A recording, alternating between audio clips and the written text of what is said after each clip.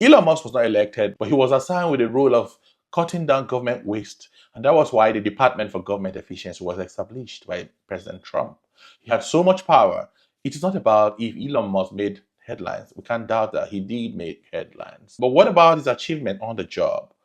So last week was his last day at the Department of Government Efficiency. What that means is that his activities and presence at the government efficiency is going to be a little bit visible lately, and leaving that agency to continue with its work. So far, Elon Musk is claiming that he's cut down government waste by $31 billion. And it's not about him not being making any headlines, like I did say. His mandate was to disrupt the system, cut waste, and save costs for the government. We saw how he started with the United States Agency for International Development, the dismantling of the USAID, the Department of Education. A lot of people lost jobs, nationally, federal workers. And one of the major concerns workers had was that they were rather treated as second and machines came first. That's technology for you. Automating, cutting bureaucracies, and ensuring that everything ran through the system, just trying to use a lean thinking, which is one of the agile methods of running government.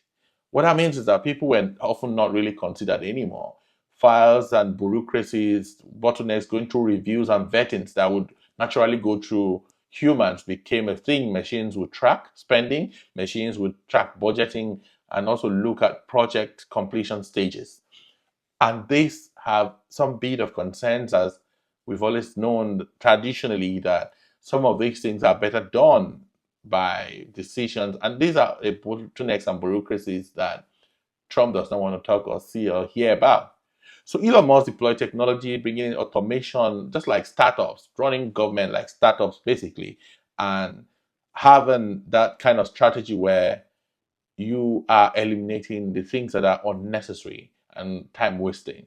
Can government be run like that? I really don't know, but I want to also see how successful such interventions can actually make government efficient. He also took on obsolete regulation cleanup, laws of 1950s, laws that existed, legacy laws, and all that were scrapped by the Elon Musk DOGE. And all these are replaced with technology, and they believe technology would make things quicker and faster.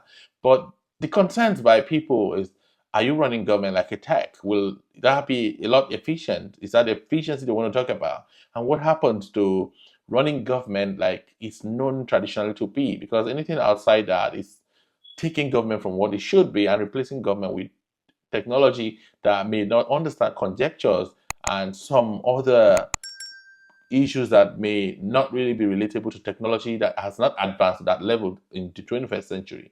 We really don't know where we're headed, but at this point, we don't think technology can actually do everything. We agree it could make work faster, it could cut waste in some areas, but government also is not wired to make profit. And if you're looking at government from a perspective which is not profit driven, but service driven and impact and outcome, do you think the lean thinking, though it's very important, should it be a thing that ought to be introduced into government? I don't know how much of the successes Elon has recorded in trying to cut government waste or how impactful his actions would be or have become. But we need to also understand that running government from the perspective of a tech Silicon Valley billionaire might not be realistic. I don't know, but I leave it all to my audience to tell me what you think about it. And this is raising major concern among critics. Thousands of persons have lost jobs. Starting from the USAID, globally millions of people have lost jobs. And dismantling of the Department of Education and research centers that are suffering due to the decisions of DOGE and Elon Musk is already disrupting the system. Take it or leave it. People are battling to get jobs, to get their lives back. Research institutes are looking for alternate sources of fundings, and tertiary educations that are benefiting from the federal grants are also battling as we speak. So invariably, there are disruptions, no doubt. But replacing humans with technology and reducing government costs may not be technologically driven alone. It comes with a lot of its own baggage. It comes with a lot of its pain.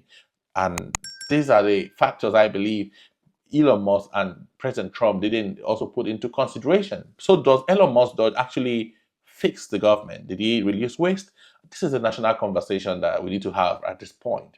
Has he done creditably well to say that that Department of Government Efficiency has succeeded in achieving its aim and government's waste is really cut off? Such a point that government is satisfied and a lot was actually cut off. Are there areas you think he ordinarily should have looked at that was coping a lot of government resources and he didn't do that? I want to read from you what you also think about all that aspect that Elon Musk ordinarily would have looked at, but he didn't touch or didn't bother to beam his searchlight there. And also, did Elon Musk actually provoke government to evolve beyond bureaucracies and spending so much on resources it does not really need, particularly on projects it does not really need, wasting taxpayers' money and all that?